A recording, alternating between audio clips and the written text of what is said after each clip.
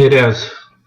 That's a weird ring. All right, so we are taping this. What I wanted to do, since we have lots of different users at different levels, I'm going to really start at the beginning.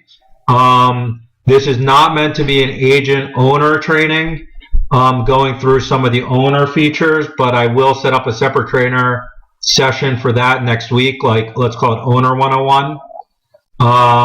Where we'll go into some of the other utilities and setup features that owners can do, or I should say admins for lack of a better term. But this is really more just generic for any user to use the system, how it works. I'll go through some best practices in regards to how, I'm aware of different agencies working with this. And, feel free to jump in and ask questions. And we'll definitely hold off at the end. But I really want to try to get through this in, somewhere between 30 and 45 minutes as possible. So I will go through items that I think are simple relatively quickly. And then we'll obviously, spend lots of time at the end for people who are looking for more advanced things. And we'll keep a list of questions also on the side for if people come up with enhancement ideas or other things that the system isn't doing for them today that they want done. So with that, this is Mitch Torin, and for most of you who are customers on the phone, thanks for your patronage and your support. We're doing the best we can. Every month it gets a little bit better, but there is no perfect system, and we appreciate you guys understanding that by no means is this perfect, and we just strive for getting better and better and better over time. So thank you for your support and partnership first and foremost. So why don't we jump into, I'm going to assume that everybody knows how to log in. So I'm going to start with the dashboard. When you log in, the first thing you'll see is your dashboard. The dashboard is today somewhat customizable in that using this edit dashboard button, you can change the order of the things that you want to see in whatever order. That is the customization that exists today. Obviously, there are future enhancements that are already specified to add some additional customization to each dashboard. If you're not an admin, you won't see this agent section up here in the corner. This is where any admin could toggle through various users or their entire agency. So this is a test environment, so there's only a few users. I'll stop right there for just generic question on a dashboard. Okay, so we built these dashboards, and there will be more coming, to basically highlight what we found to be what people wanted top of mind in front of their face when they log in the morning and all day long. So first and foremost, we've got, and again, this order is variable. Your agency could be set up differently, and each person can set theirs up differently. This is just, I guess, the default one, or the one that I set up months ago when we set up this demo environment. Reminders, notices, final payment. Why don't I even spend a little more time? So agent reminders, I'm going to get into in a little bit of more detail later. But what I want to highlight here is, first of all, you'll see two different things here, either received or sent. And that means received means somebody else set up a reminder and you are the recipient. If it says sent, that means you set up the reminder and you're tracking its completion also. When you mouse over it, you'll see a trip ID, and depending on where the reminder was set up, you'll either see the profile, a group profile, a trip, a reservation, or really any object in the system you could apply a reminder to. So when you mouse over it, that's what information you're going to see. If this was a trip, instead of saying profile, it would say trip. Clicking on The elements will open up wherever that reminder is. So here's that reminder down here. If you click on the date, it opens up the quick reminder where you can type in a comment and dismiss it. A future version, probably out at the end of this month, will actually allow you to change who it's assigned to and edit elements of this reminder right from the screen. Today, in order to edit the reminder, you actually have to go to the reminder itself and edit it to get into edit mode. All right, so that's reminders. Next, we have notices. Any admin can set up notices and post it to this area. Final payments due. This will show you final payments that are coming. Anything in the system that's past due, you'll see is red. Anything that's not past due will be blue. Any person that has an email address will have this email icon where clicking Get will automatically open an Outlook or similar box to automatically send them a pre-formatted message. Today, that exists on final payments due and upcoming birthdays. In the near future, it will be on every dashboard item. So anytime you see a name, if that email is next to it, is in the system, you'll see that little email icon next to it.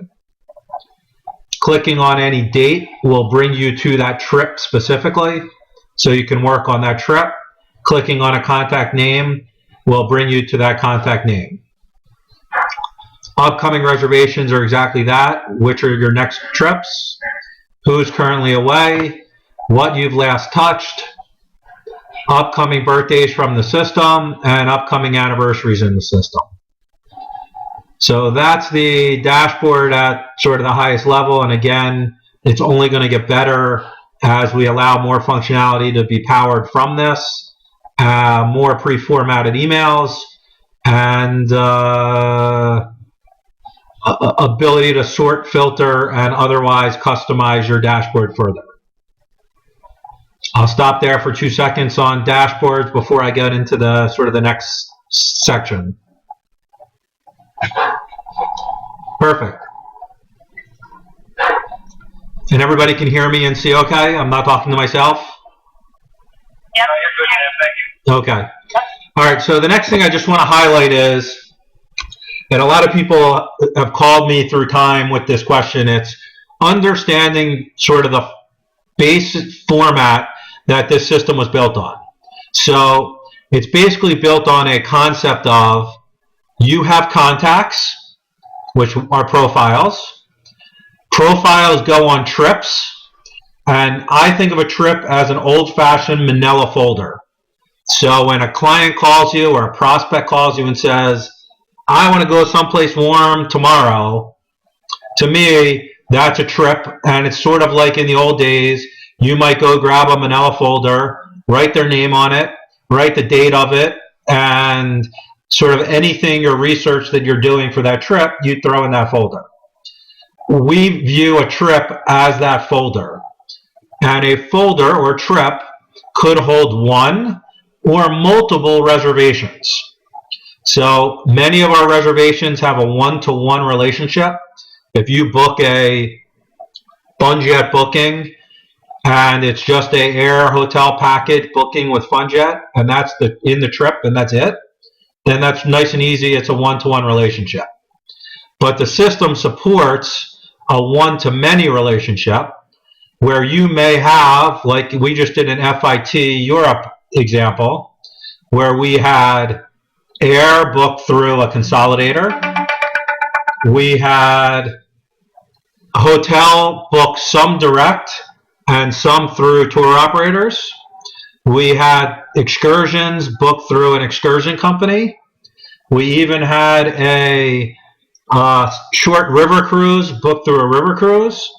And all of those things made up one trip for the consumer, but yet for our purposes, it made up 6 different reservations, each with its own supplier, and very honestly, for all of our purposes, each with its own potential commission and need to commission track.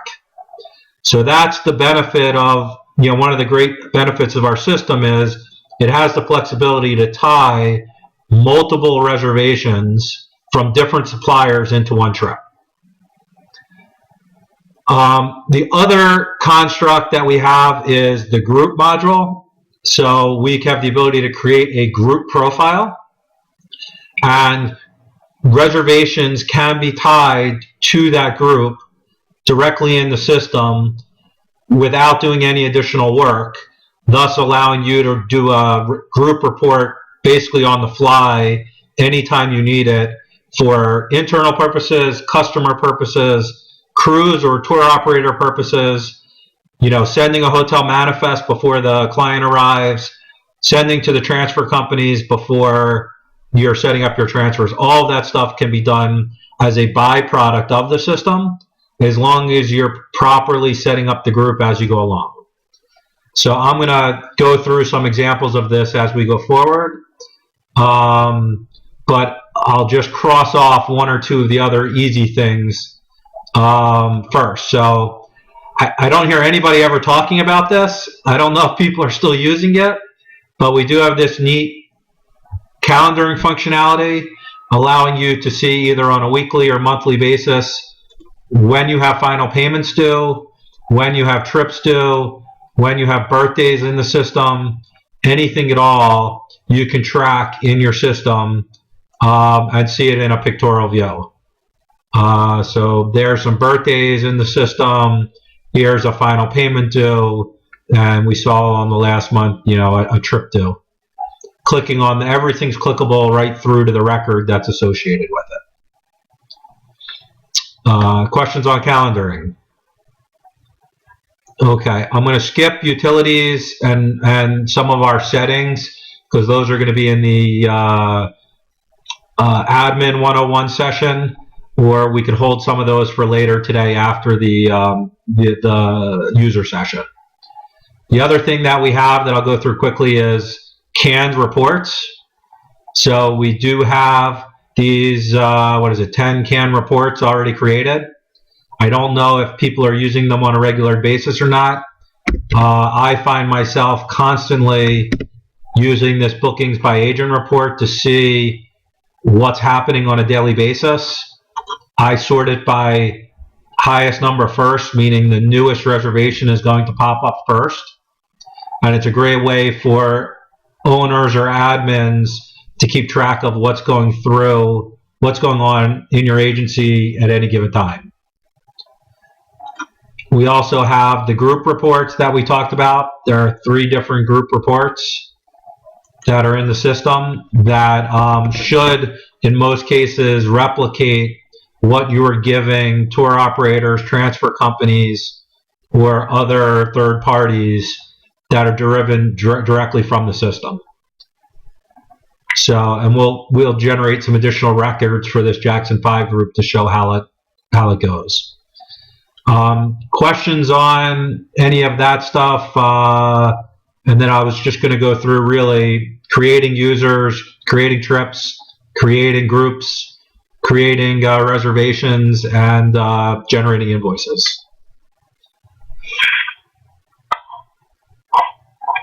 I'll stop for the group report that you just displayed. It shows the Jackson 5 group, but how does it show all the members of the Jackson 5 group? It will show them as long as the criteria for that group is correct. So my guess is if I do it based on booking date, it might only be I have 2 rooms in that group, but we'll have to see that. So we'll add some more. We'll add some additional records to show how that group will grow over time. But the one thing to be careful about when you run group reports is that your parameters, whether it's booking or travel date, are wide enough to contain everything to do with that group. So this group actually traveled in 2014. That's why it wasn't showing up when I was running the earlier report. So you have to make sure if you're doing it. I generally run my groups by travel date because everybody's obviously traveling at the same time. Where booking date, they may be booking over 6 months of dates. So in order to capture everybody, it's much easier to run it by travel date. Okay. All right, and I will add some additional reservations to the Jackson 5 group. All right, so you could create new profiles from the menu bar. You could also create them from the search bar. Creating a new profile will open up a window, and you could start typing in or copying and pasting information related to a group. These fields are customizable by agency. So if you want to add fields like passport expiration date or passport number or unique agency ID, if you have another system that you're tying this to, or I don't know, Instagram profiles, we had somebody ask about the other day. Anything at all, you have the ability to customize, and we'll go through that in the Admin 101 next week. Or if you need it before then, just shoot me an email or hang on after the session. Everyone can have one or multiple addresses.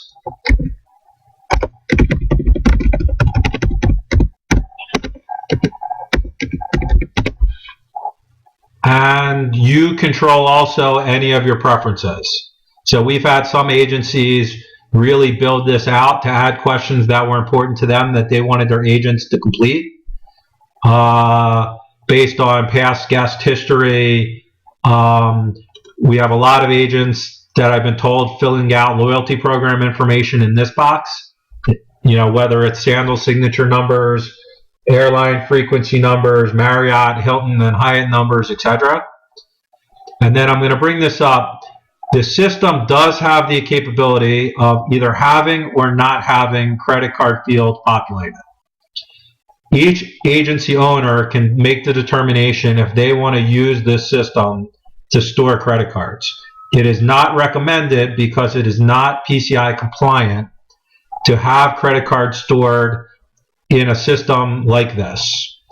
Not that it's not secure, it's just not PCI compliant. We are working on a longer term solution that would alleviate that. So each individual owner for now can make the determination how they want to handle that.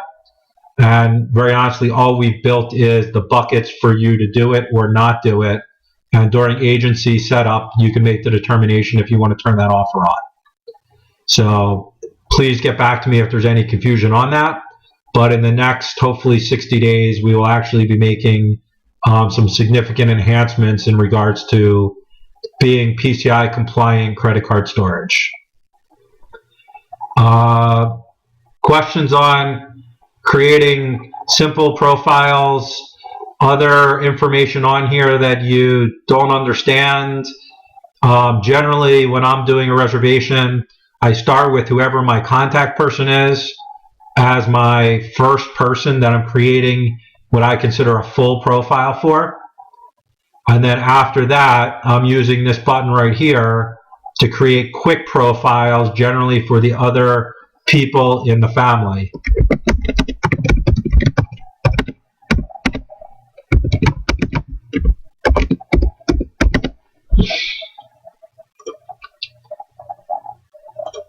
And you could save that. Recently, we've added this private profile button. What this does is when selected, only the person who creates it or admins would have access to that button. So if you've seen that button pop up, that's what it's there for. Now, when you've added a second person, that person will automatically be populated as a relationship in the family table. And by clicking on that person, you'll see the original person created in that family table. When I go and now search for that person, I now see both those people show up in my search. If you have people in the system already that you want to add a relationship to, rather than create from scratch, you could basically go to this relationship, do a search, add a relationship type, click save, and now that relationship will be created in the system also. You don't have to go and add a quick profile for that second person, because then that person would be created twice in the system, and obviously we want to avoid duplicates wherever possible. If somebody could put themselves on mute, thank you. If you want to add secondary addresses, you have the ability right up there in that section to add a second address to a contact for people who may be snowbirds or office and home. It will then show up in this additional address box that's hidden until there's addresses there. Question on profiles. Relatively straightforward in my book and not something we get a lot of questions about. All right.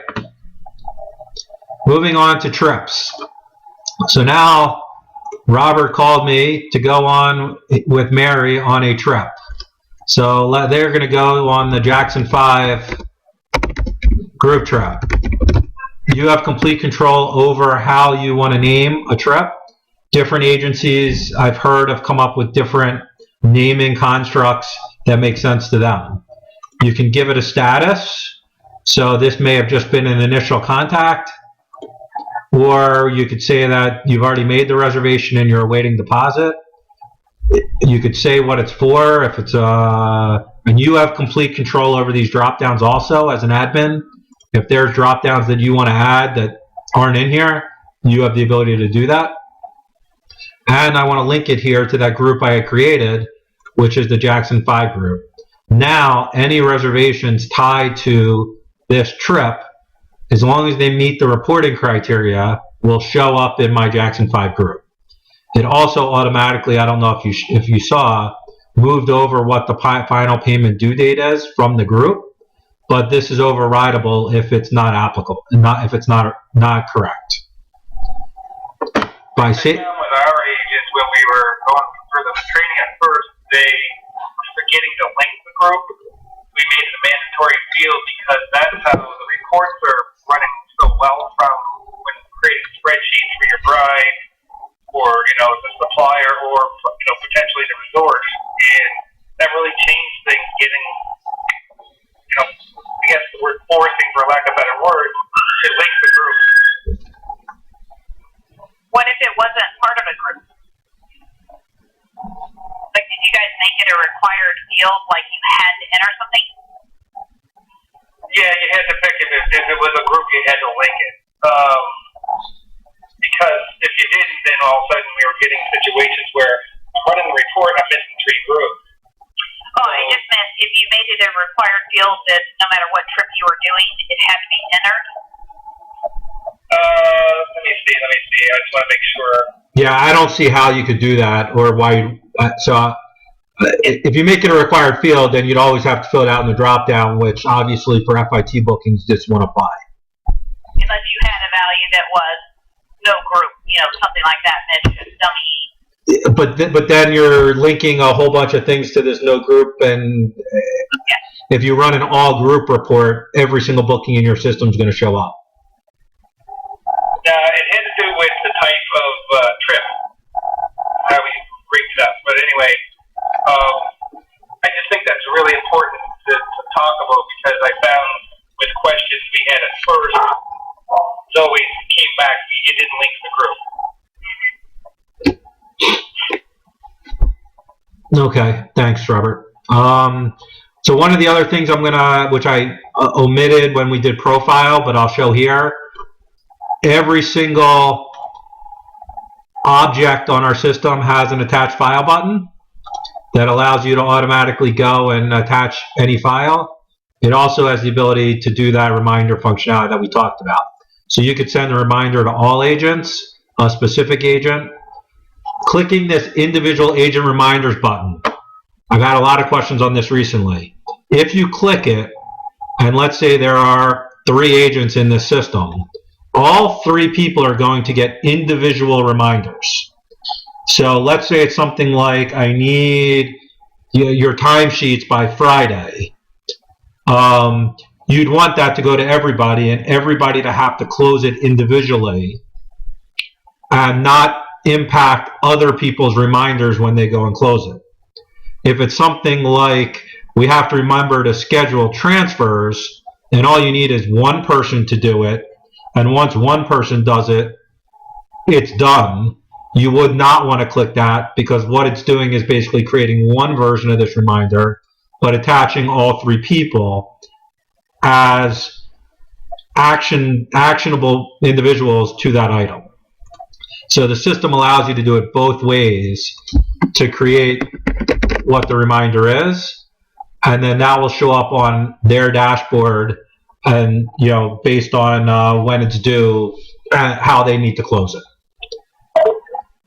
Questions on that reminder? And you will see this reminder and this attached files on contacts, groups, trips, reservations, and basically every other object that's in the system. So you can tie those reminders or documents to anything. All right, so Robert's going away on Jackson 5. The next thing generally after we create our Manila folder is, if it's something that we're going to download, you don't need to fill out any of this other information. It will actually populate from the reservations when we create them. So if we go to add a new reservation, and let's do an easy one first. We'll do sorry, I need to actually get a reservation number and I wasn't prepared.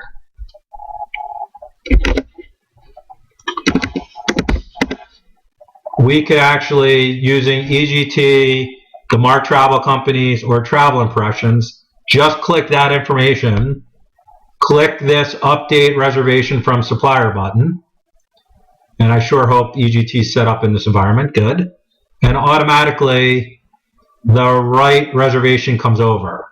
One of the things you'll see is the names that come over are the names that come over from the tour operator. They may not be the TSA information you want, first, middle, last, dates of birth. So by clicking this Refresh from Profile button, it will pull from your profile record what their TSA information was. Now, what this doesn't do is check to make sure that you entered that correctly at the tour operator. So you have to make the manual determination that this information is the information that you want.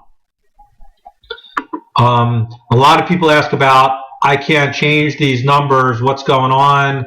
I have a price match in, but it hasn't gone through yet. I don't want my invoice to show this number. We created this reservation total adjustment. So let's say you had a $6 price match on here. If you enter in -6 and hit save, what you'll see is that the reservation that we downloaded is $27.56, but now the reservation total that's going to show up on your invoice is $27.50. You're going to have to change this if final payment's due. The other way to do it would be, you could go down into the reservation components, and you could, for instance, deduct $6 from this, and remove the $6 from here, and that will actually get you to the same place, $67.50. So it's really 6 of one, half a dozen of the other.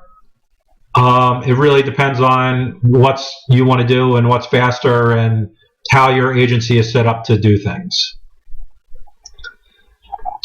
All right, next thing, what you'll generally find is that air comes down first, followed by hotel and the other stuff.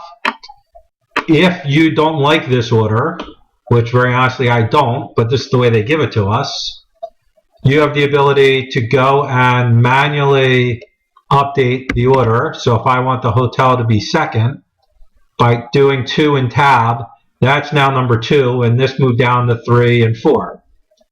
If I go and save that, it will actually now reorder the items on the screen so that this is now number 2 and those are further down the line. If you don't want items to show up on your invoice, like this printed documents, by clicking on this, it's usually faster than actually deleting it.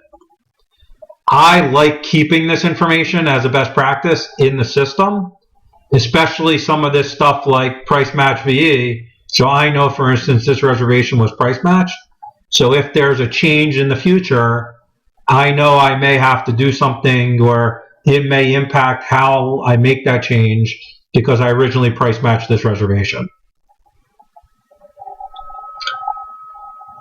All right. Other things on reservation, obviously we have our attached files and reminders buttons because they're everywhere. We also have this add new reservation component. So let's say in this case, I forgot to add their transfers, or I'm going to do their transfers for a third party. I can go and add a transportation component. It's going to pop up here. I could write in private transfers by whoever, give it a amount if I want that to flow through, what date the transfers are. I want them to come after the flight and before the hotel, and I could hit save, and now the transfers are on there and in the order I want them. Air, transfer, hotel, and let's say I want a return transfer, I can go and add that also. If you booked a tour or an excursion, you could add that. If you've used third-party insurance through, you know, Allianz or Travel Guard, you can add that.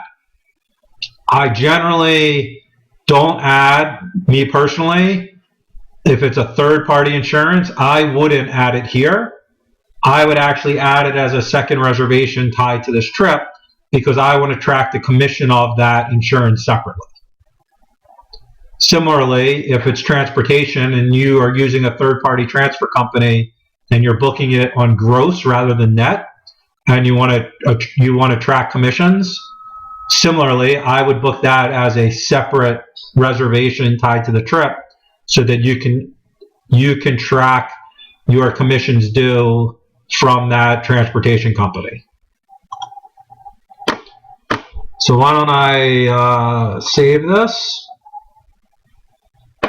And I'm just going to go and, while I'm here, preview my invoice to see how it looks. So we've got Robert going away, part of the Jackson family group. We've got his flight, his transportation, his hotel, a bunch of flights, and obviously this looks kind of ugly, but you get my gist.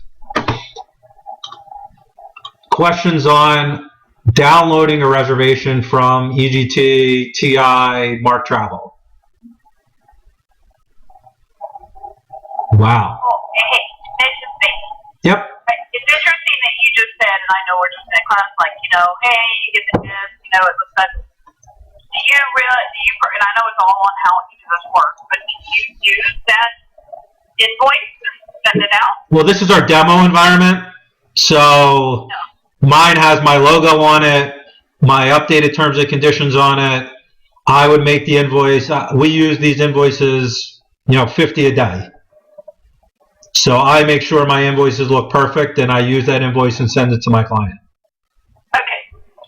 I just didn't want to waste time printing up the pig for an invoice that for this group. But no, I use these invoices, and it just looks ugly because this data is garbage. Yeah. I do have a question, and you may be going to do the preview invoice versus the generate invoice. Yep. Preview all the time. I don't know if generate just automatically saves it to the file or something. That's exactly right. So if I'm playing around with it, generally I'll just preview it, and this way it doesn't save a copy on the system. And then I can say, oh, I forgot to put, oh, these flights are here. I need to put this second leg above the transportation, right? So now I can go back. I could go and change that invoice, the order, to put the second leg of that flight, instead of being number 4, it should be number 2. Now I can save. Now I want to, let's say, save this invoice. I could either open it, I could save it on my hard drive via save, but because I hit the generate button, what it's going to do is it's going to actually keep a record in the system of the invoice that was generated. So now you'll see trip invoices, the one I just did 8 seconds ago. And this will put a time and date on it. It will tell you who did it. It allows you to actually go back in time and open what you did at that time. So let's say for whatever reason you can't find your invoice copy when they submitted deposit and they're questioning something, you could always go back in the system and pull up your invoice back when you generated it originally. And it will save as many invoices as you have generated for any booking. All right, I always go back, and we've many times had to go back and see who generated it.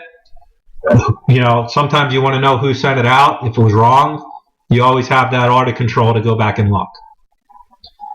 All right, so let's say they, I'll make it interesting, added a travel insurance policy through Travel Guard. We could add that. I'm not going to waste a whole bunch of time.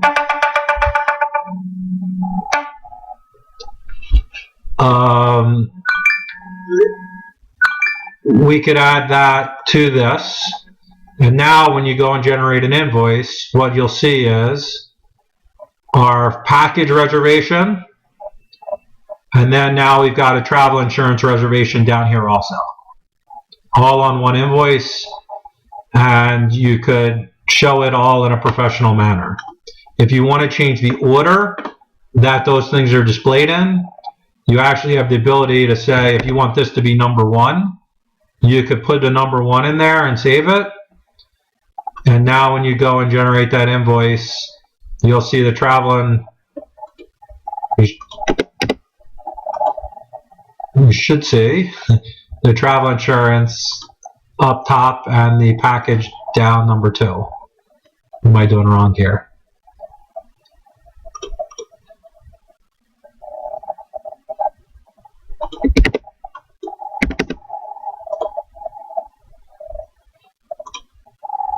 I just did all this on mine. There we go. I had to put 1 and a 2. So now travel insurance is up top and my package is down below. Just matters if you have 5 reservations on one trip, you may want to put the order in a manner that you think makes sense for the user. Does it add them together? Does it add them together on the invoice? For the client? Yeah, well, you're going to see on the invoice each section. So here's the reservation for that. Here's the second. Here's your payments. Here's your grand total at the bottom. Okay, so it does add it into the grand total. It does. It does. Okay. I don't have an amount in the first bucket. That's why it's just 2,900. If I put a number in there, it would change this number down here. Okay. All right. That's the second thing to do with adding 2 reservations to one trip. There was something else I wanted to demonstrate here, but I'm drawing a blank right now.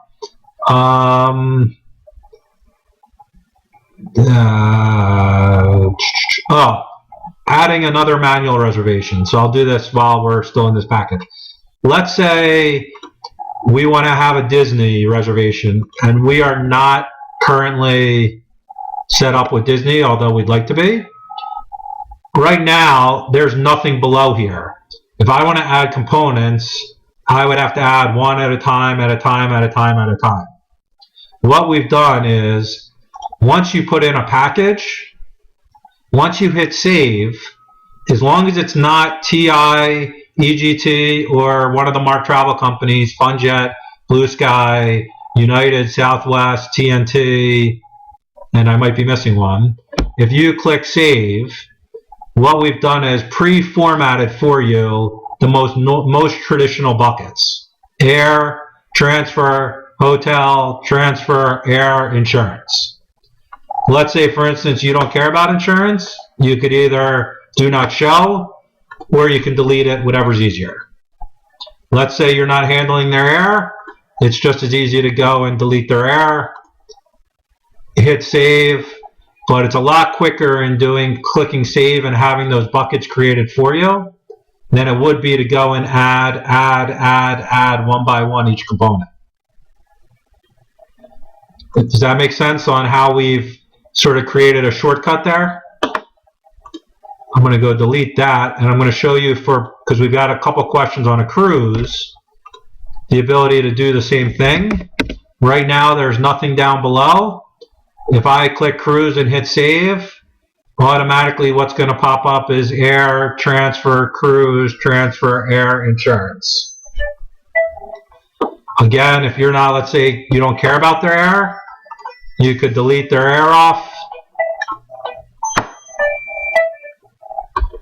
And when you save, now their air will be missing, but at least you've already pre-formatted what buckets you care about. Does that make sense? Yep. All right, and it's just a shortcut to cut down on manual entry and make on the where we don't have automatic download processing faster than starting from scratch. All right, so now we added this to the group report. Let's go back to our Jackson 5 group, and we should see Robert now going on that group. Here he is. All right. Which report is this that you use? Well, I mean, there's 3 different group reports. We have one that's financial. So we use this for tracking the money, how much each room is, how much they've paid, our commissions. There's one that is for what we've called the agent report. Mitch,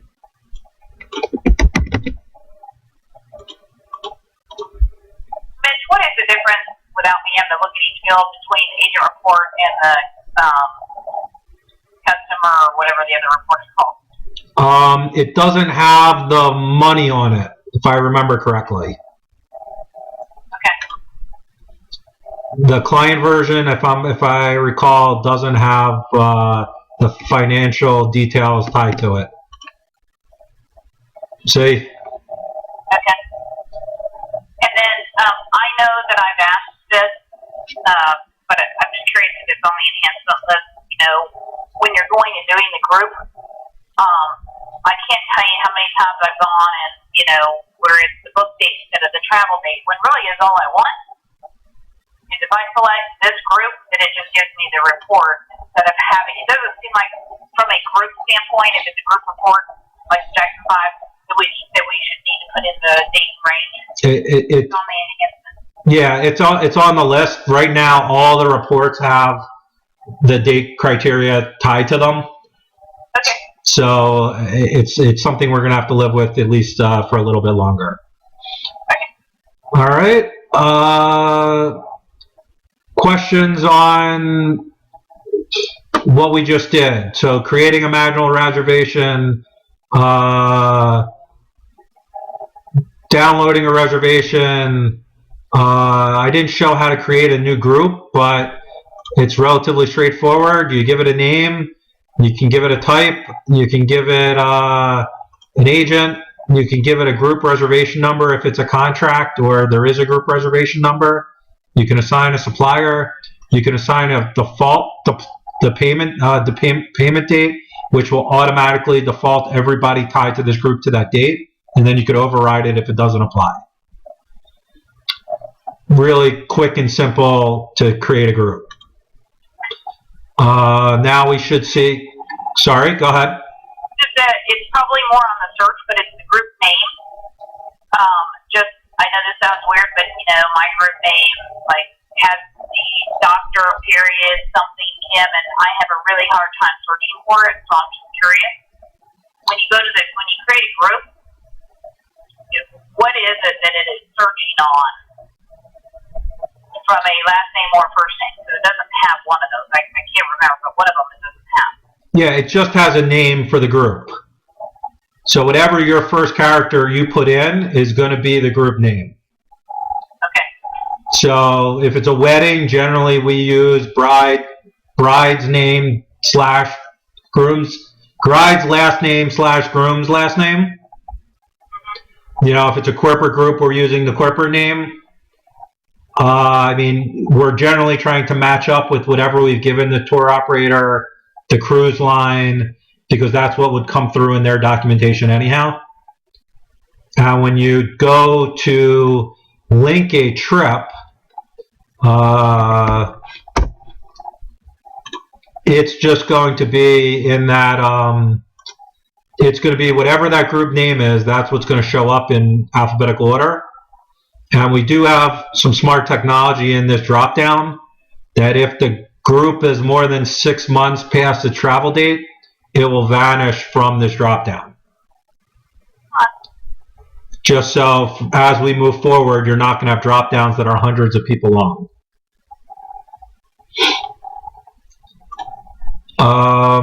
Any other questions on what we've done so far? I do. I have on adding a manual reservation. Let's say it's an FIT air hotel. Yep. For classes. When I go to add it under the reservation, do I select package as the type of package, which would include the whole spiel? It goes down to personal preference. I generally look at something like a air hotel, anything through a tour operator as a package. Okay. Even if I'm booking land only. Okay. Now all right, so I've done that. How do I get the total package price to show up? Let's say it's, $8,000 total package. Through whoever. Yep. So if you're starting from scratch manually, you're basically looking at your, after you've made the reservation, once I type in classic again, nothing's there now. Once I hit save, it's going to automatically give me my buckets. Okay. I can enter in my commission amount. It's going to automatically calculate when I save what my agent commission is based on my user setup. It looks like I have myself getting paid 0%. So that's why that shows up. But normally, let's say you had 50%, it would auto-calculate when you saved 125. Once I type in my air information, let's say I don't have air, let's make it simple. Or we could put in air. Let's say my air was 1,000. My transfer was 100. My room at El Dorado was 500. Once I hit save, this reservation total up here, that's 0, will now add up everything below. 1,000 plus 100 plus 500 equals 1,600. Got it. So we have to enter each segment's individual price. Now, what if we're using a tour operator that does not give you a breakdown? So this goes to the agency process. If you care about the breakdown, then you could put in the breakdowns. If you don't care about the breakdown and you want to do things as quick as possible, you could eliminate those 3 fields, and you could do this 2 ways. One is you could just go to one box and enter 1,600, hit save, and it's going to still calculate it up top. Okay. Here, I forgot to. So you could just do it that way, and just put it all in a hotel bucket. What that will do is, if you care about, let's say, a report that shows your revenue by charisma, that's going to overstate your revenue because you put all your revenue there. Got it. Okay. If you don't care, under the package to have the package, total package. well, the other way to do it would be to put your 1,600 right up here. Yeah. We can take it. And that gives you the same exact. It's going to show 0, but on the invoice it's going to show 1,600, right? So it's going to get you to the same spot. But similarly, this is now going to understate your charisma revenue if you ever did a report by revenue. Okay. It's still going to say that this is classic revenue equal 1,500 or 1,600, but it's not going to know that 800 of that was charisma and 800 of it was air.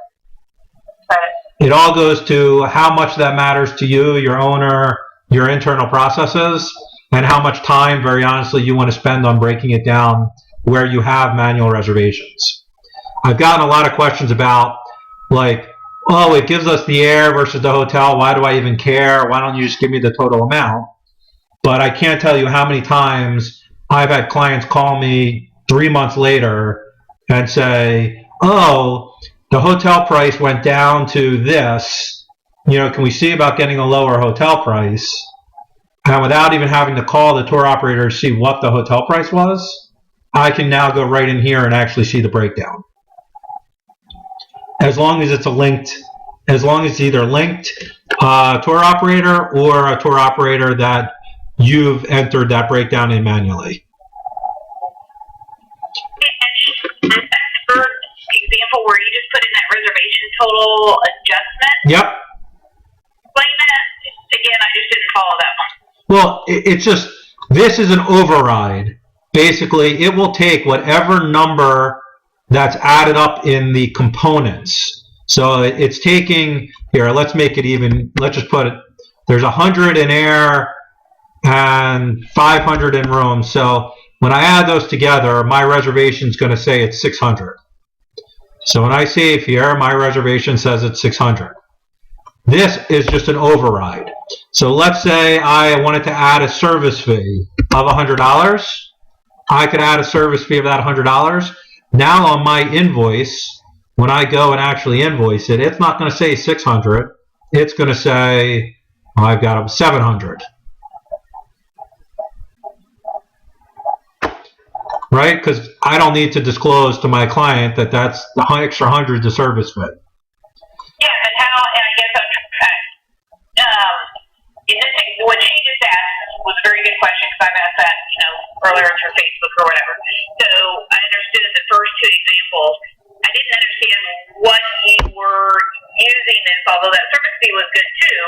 So if the breakdown, was $100 for the hotel and $100 for air, that you want to charge the customer $300, you're saying you would add that 100 here. How is it going to show up on the invoice? I know you just had it up, but it was too quick because it's going to show through, 100 and 100. Yes, that's only 200 now. It shows 300, but with no explanation to the client. Correct. If you put it here, it's not going to show any explanation to a client. Okay. If you want to show or disclose a service fee, I'll use that. And the best way to do that is, very honestly, adding a new component.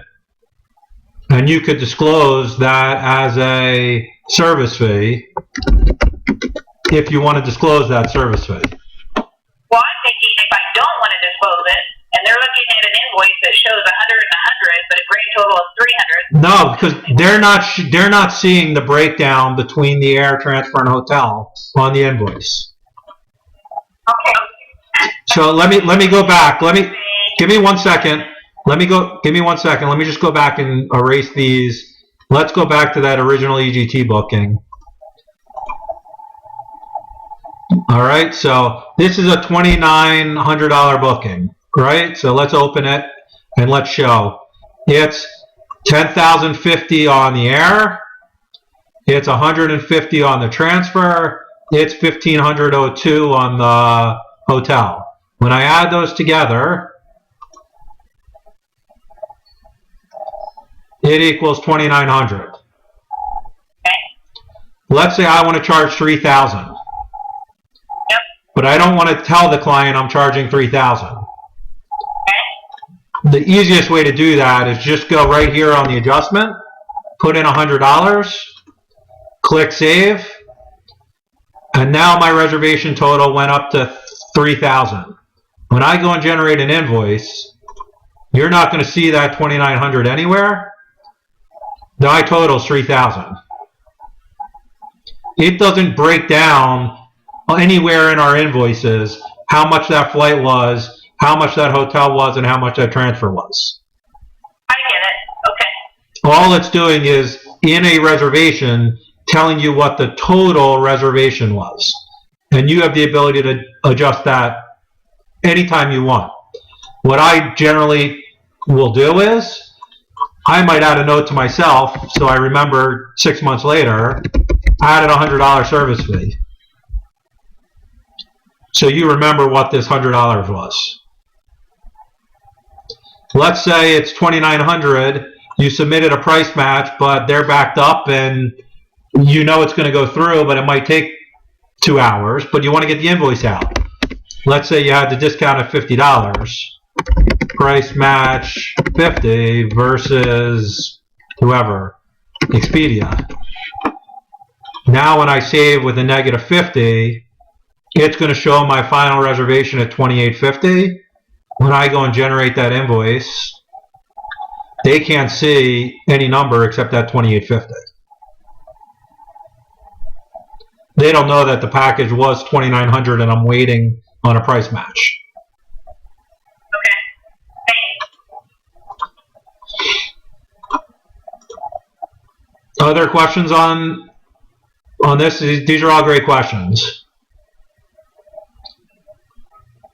All right, so I didn't show some other things. Number one, you could store a reservation copy anytime. When you go back to a trip, if you want to, let's say you went to a new person, you could always paste either your most recent or the one you just saved. So let's go to, I think I'm in here. Let's say I'm going with Robert. I want to add a new trip.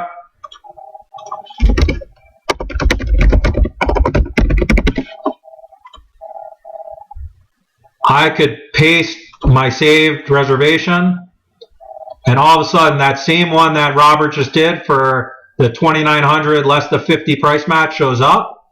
Obviously, I don't want Robert's name in there, so I'm going to refresh from profile and my name shows up. And let's say my reservation number was one more. I'm going to update that. I don't even have to go and download it if I don't want to. Obviously, if it's an EGT, TI, or FunJet booking, I would just update from supplier. It would be just as easy. But I know we've gotten lots of questions on Facebook and others about, let's say it's a group cruise, and every single cabin's the same. That's what I would do. I would create one cabin, and then I would store it. I'd go to the next person, paste it, change their name. Maybe you have to go down and change their cabin number or their reservation number, and you're done. I'd go to the next person, paste it again. Paste, paste, paste, paste. We've done group cruises of 10 or 12 cabins in like half an hour. Just by creating the first one, making sure it looks perfect, copying it, and then just pasting in everybody else's trips. And then obviously linking them together via the link group function to make sure that they all show up together. Copy and paste make sense? But Mitch, I will say that I have tried this, and sometimes it works, and sometimes it doesn't. So isn't there some situations like, if the browser closes or something that I can't do it? Correct. It only works if you're in the same session. If you log out of CRM or close a browser, it's not going to remember what your last reservation was that you saved.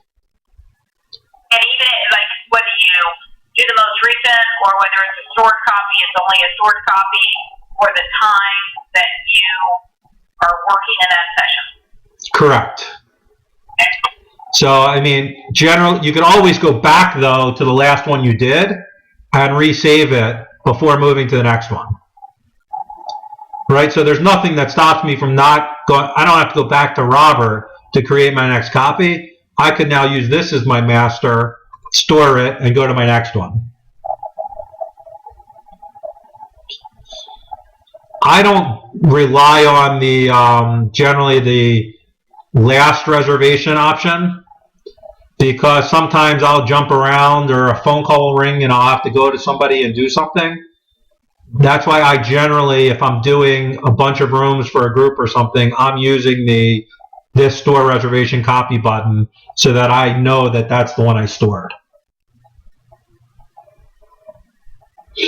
I don't rely generally personally on the paste most recent one. because who knows? So I accidentally pasted the wrong reservation because the phone call rang and I did something. All right, the next thing I remember what I wanted to touch on. With TI and exclusive group travel, one of the other huge time savers is the payment processor. So what we have the ability to do is, from this screen, you can go and submit a payment. And I could say that this is another payment and it's a new credit card, and I could type in their credit card. I could link it to this reservation, and I can hit submit payment, and this payment will get pushed to TI or EGT with a response. And at the same time it pushes it, it's going to update my invoice at the same time with this updated invoice amount.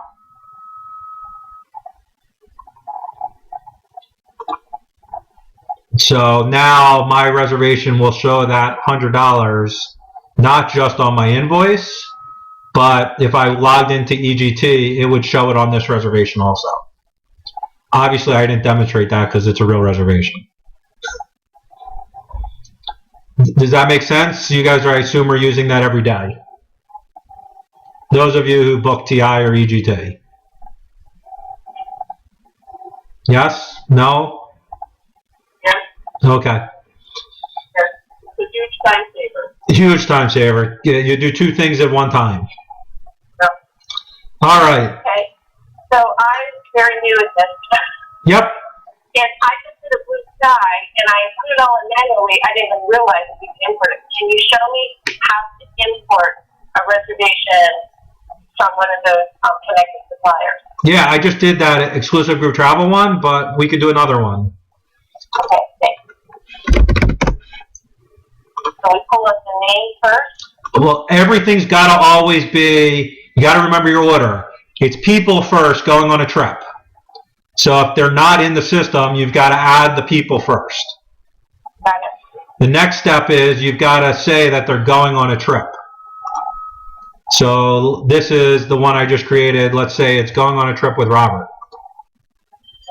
All right, you can name it whatever you want. I'm going to unlink it just for this purpose. And let's go and download a FunJet reservation. Let me just delete all these payments so we start from scratch. So this is a blank trip, right? After I create the trip, now I'm going to create a reservation. Package, FunJet. Sorry, I just needed a real FunJet reservation number. Oh, okay. Updating reservation from supplier. Oh, just like that. And I'm done. So there's my reservation that I just updated from FunJet. There's my air. There is a Mark Travel does not give us seats or PNR, so you have to manually enter that. Just as an FYI, they know about it. And there's my land, my transfers, all the other garbage that they give us. And that's our reservation. Now I just need to, for those of you who have been subscribers for a long time, now it's time to pretty up the pig. Put lipstick on the pig, right? Just make it look nicer, right? So if I don't want my air to be all up top, I want my hotel to be number 3. I want my transfers to then be number 3 above my hotel. I want to hide this, hide this, hide this, hide this, hide all this garbage. I want to save it. And now when I go and generate the invoice, flight, flight, transportation, hotel, flight, flight. Oh, okay. Done. Send it to the client, move on to the next one. But it's as easy as that. Once you've created that reservation in any Mark company, travel impressions, or exclusive group travel, I will tell you though, if it's a sophisticated multi-stop, blue sky Some of those don't come down correctly or come down a little funky. We keep on getting better and better at programming it, but they keep on changing their programming. But if it's a vanilla hotel, transfer, air, insurance, you know, those type of bookings come down no problems with any mark company. All right. Other questions on how to do stuff that I potentially didn't cover? I have one. Fire away. When you're doing groups and the individuals are individual rooms, 1, 2, 3, 4, 5, and you're booking them one at a time, and it's TI, can you do the automatic download, or should you do it manually? TI, you cannot do an automatic download because they don't actually build that room in their inventory as a reservation. Yeah, FunJet, their new group software is not available electronically yet. So if you're doing one of their new group contracts, it doesn't work either. EGT does. So if you're doing a contract with EGT, each reservation in EGT does have its own child reservation number, and that will download, and you can process payments to that room via the upload. Thank you. So on a TI contracted group or a FunJet contracted group, I'm using copy and paste. I go to the last one I did, I open it, I store it, I go to the new one, I paste it, and I'm done. You know, I change the dates or change the room category, but at least all the, you know, standard information that I want to include on that invoice, whether it's notes about the group, whether it's about their transfers, whether it's about any amenities or anything that I want to make sure is in every single reservation on a contracted group, on a land or a cruise. To me, it's easier to start from the last one I did and copy it and then paste it than it is to start from scratch on each individual room. Okay, but there's some, the price is fixed from 3 rooms to 3 nights to like 7 nights. Right, so what I do is I still copy and paste, and then I just adjust the price and the dates, but at least all the details are the same. But is there any place to store the prices? There is no place to store the prices electronically. What we do, however, is, you know, we, again, internal process to my agency, we upload every group contract tied to the group so that at any time, let's say I'm out of the office, anybody could access that group contract to see what the contracted group rates were. So when they have to go and make a reservation, they're not asking me to email them what the rates were. They can go right in here to the group, look at what the contract was, and give the client the proper price without waiting. So I'm always uploading my group contracts. I'm uploading let's say the guest emailed me an invitation or any of that stuff or a link to their wedding page. I'm putting that in our group profiles. I'm using the reminders on the group profiles for all of our reduction dates. So you never are late to, 65 days before you had to reduce or get fined. I'm putting all of those reminders in right when we sign the contract. That way I know ahead of time on my dashboard, I've got this reminder coming up that the, Perez wedding has a reduction deadline on Friday. I better get on the phone with them to figure out what we want to do with our excess rooms right now. Okay. Right, because I don't know if for those of you guys who do lots of groups, I had it in Outlook, but I had it half-assed because it forced me to always go and remember to look. Where here, it's staring me right in the face every morning when I log in. Oh, that's very good because that's one thing that you can miss. It's really hard to do. Yeah, because some of the groups you have 5 reduction dates. Right. So the minute we sign a group contract, I put all 5 reduction dates in there. I put a manifest date where I got to send my manifest to the hotel. I'll put a transfer reminder in if I'm doing group transfers. I put all those reminders in when we sign the contract. because then I know it's all in there and I don't have to do anything for that group. I don't have to remember anything on the side for that group. For those people who are doing groups or packages where you're even booking outside of 330 days and you don't have air, that's another place where we're setting reminders ahead of time to remind ourselves, 300, whatever that date is, 320 in advance, 330 in advance, to remind ourselves to contact the client to talk about their airfare. That's a lot of times the clients will come to you and say, oh, will you contact me when it's available? And we always go, oh yeah, we'll contact you. But of course, we put it in Outlook or we just forget about it and hope they remind us. That's where we're using reminders every day also. Anybody else with questions? I have a question with regards to whether or not you'll be able to you can download your reservations from like Sabre. There is no connectivity with GDS at this point. The only connectivity we have is with those 3 tour operator families today. And I'll keep on using the word today because this video will probably live, and hopefully by the time this video it gets expired, we've got more suppliers that we integrate with. No GDS is coming. There is no GDS that development has begun with at this point. Okay. Yes. This Stacey, I apologize if I missed something, but I just, like while you're doing stuff, I'm doing stuff to make sure I know how, and I downloaded a travel impressions sandals booking, and worked awesome. But I got a question, like it brought in a lot of stuff I wouldn't need and created it as a reservation component, like you can't wear camouflage. Yep. Stuff like that. It's always going to download everything.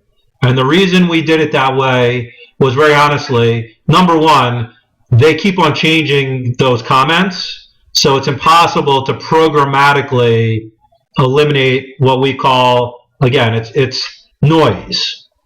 But some of that noise you may actually want to put on your invoice because most of those notes are there to protect you and to protect you and your client.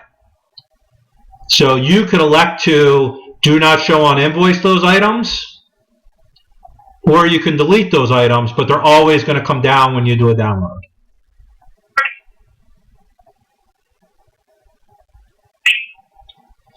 Yeah, and again, our whole concept was I'd rather give you too much, and it's really simple to just go and say, click, than it is to, you call me and say, why didn't it download that information? I just got sued.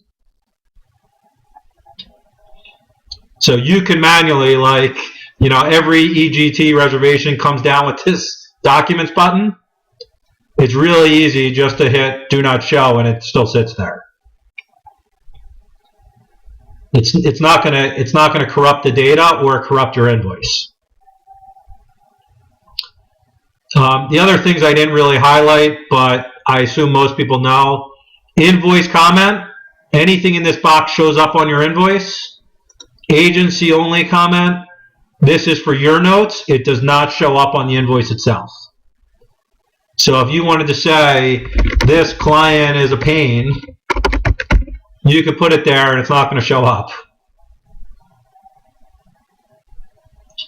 If you wanted to put HTML in here, let's say you wanted to link to 800, what's their limitless resortcredit.com? Isn't that what that website is? Something like that. You could put that in there, and when you send that PDF, it's actually going to be linkable, where if they click on it on their computer, it will take them right to that site. So you can be creative in what you put in your comments. I'm always a big fan of, I'd rather put more in here than less, because it's going to stop them from asking me questions. One of the other features a lot of people don't know is if you need more space on all these boxes, you can make them bigger just by pulling down in the corner.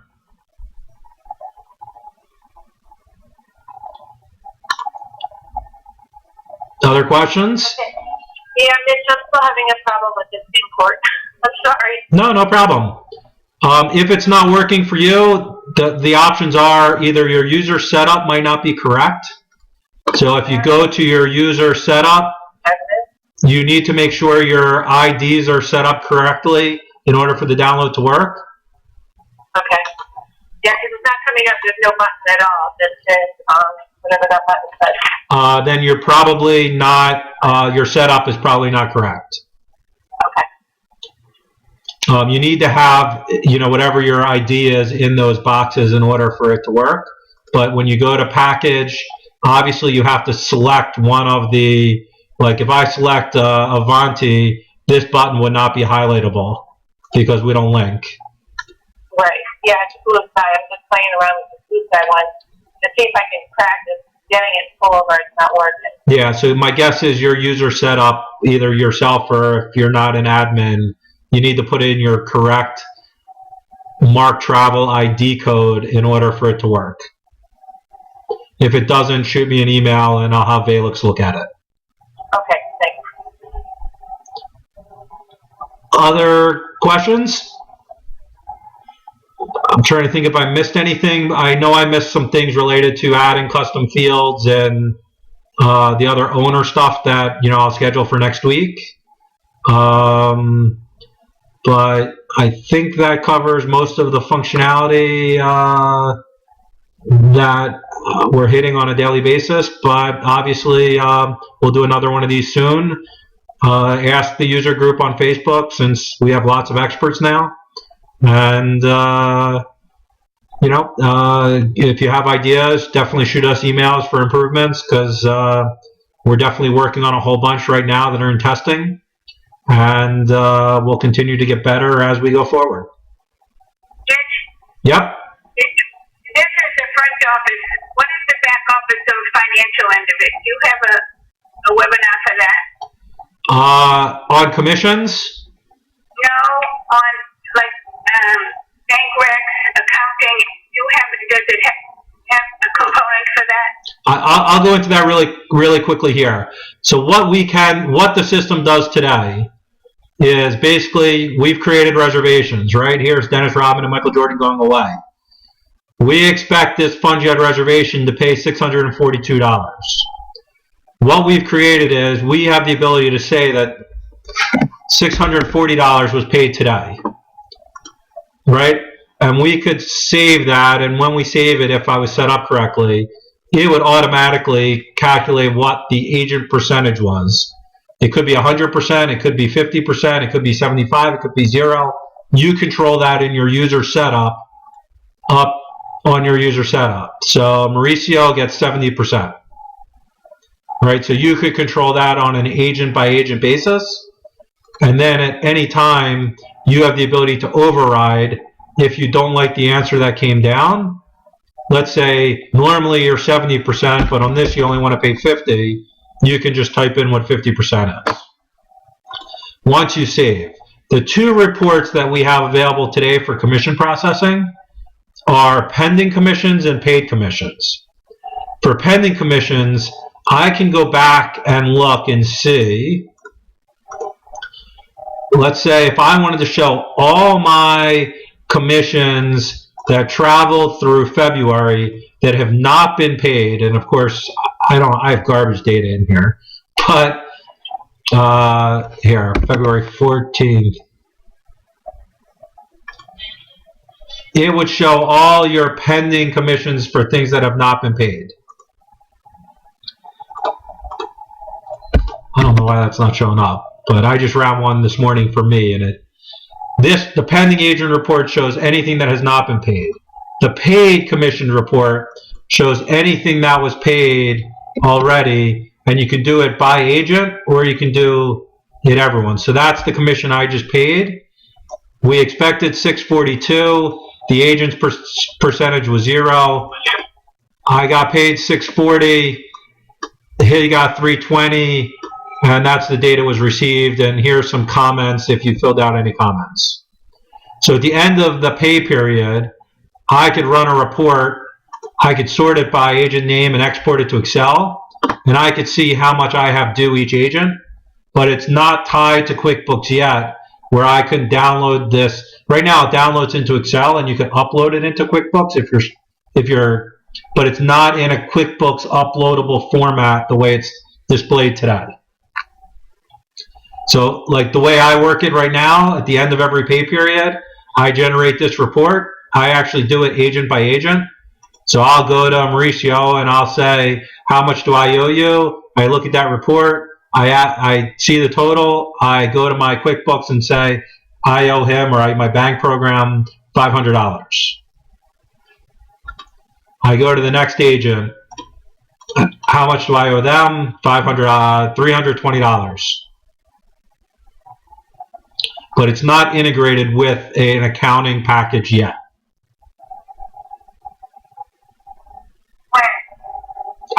I can't tell you that.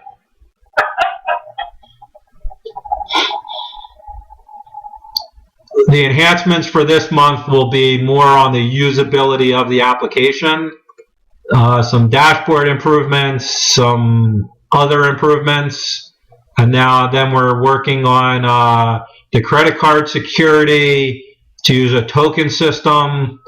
We're working on enhancing the API further, which we didn't talk about, and working with talking to suppliers to figure out who the next supplier will be. You have a 1099 report in this or one in the future?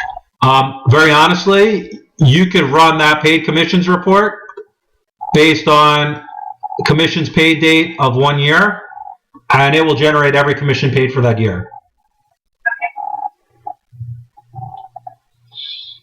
So it very honestly does that, and it's not extra work. It does it right from the byproduct of the application itself.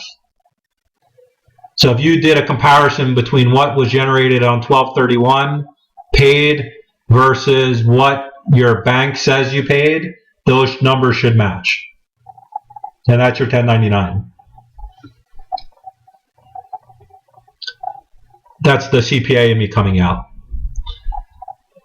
All right, other comments, questions, feel free to email me suggestions, and we'll continue to communicate as we have things going forward. I will bring up right now that for admins that are on the phone, and I'll quickly go through this, we have duplicate.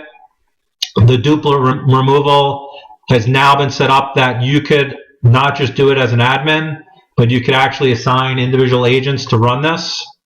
So you could set whatever criteria you want. So let's make it easy.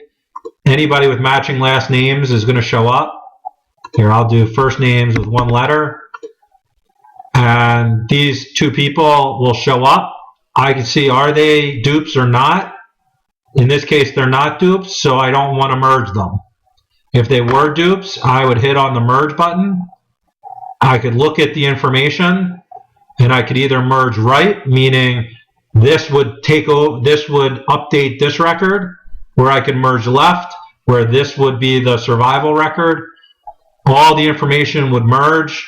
Any trips that they're tied to would merge, and any relationships that they have would merge together.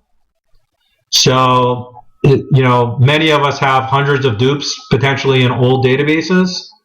Well, the first time I did this, I had over 100. Now I do it on a weekly basis, and we have 0. So it's just a matter of, in case you have different agents talking to the same people, now you have the ability in one function to manage and merge people together without having to retype or manually figure out how things should go together. All right, obviously in these situations, there are no dupes, so I would not want to merge these profiles. How do you get your contact from your email program into here? We do a one-time free profile update. Do what? For any new agency or who hasn't done an upload yet, we can do a one-time upload of all contacts. We just, if you email me that you want it, I'll give you the correct email address to email it to. Do not email me your contacts. After that, there will be, and it's higher and higher on the enhancement list, the ability to manually upload contact lists into the system. Does not exist today, but hopefully in the very near future, that will be an enhancement that will be available for all users. It will be available for admin users to start. How about when you're emailing from it in the program? Email in the program and keep track of your emails? Yeah, and your contacts. Yeah, that it's something we're talking to third-party suppliers with. The problem is, very honestly, it would create email issues for many people because it would be a shared email server. Thus, if anybody on the database was spamming, it would impact other users. So we're discussing with third parties that do that professionally today, how we could incorporate their software into here to manage that. But we do not use that today for email correspondence tracking.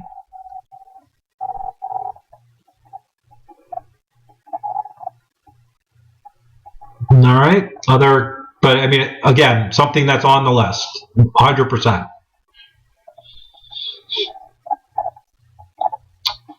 All right, other questions, comments? All right, thank you for the